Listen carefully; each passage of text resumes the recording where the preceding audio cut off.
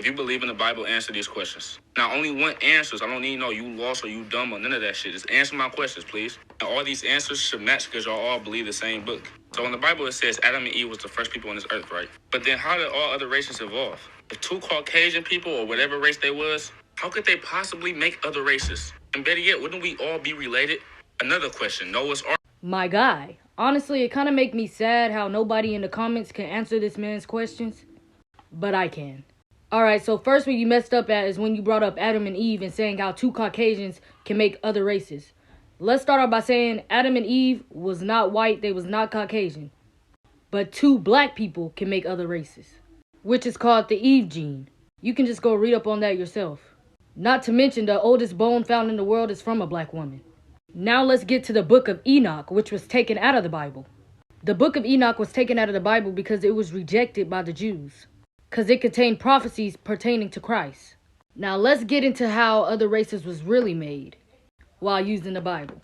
Scientists honestly proved that the Bible was real without even knowing it, honestly, when they found out about the Neanderthal DNA. I do not know if y'all know about the fallen angels. Everybody in this world was black to start off with. The fallen angels was sent down here to watch over the people, but instead they started having sexual intercourse with the people. With the fallen angels having sexual intercourse with the people and disobeying God, they had kids and created giants, which then giants started to have kids, which created Nephilims.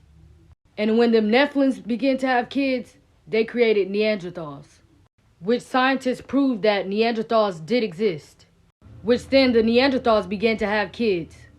And not only that, where those people was living, there was a lot of sun.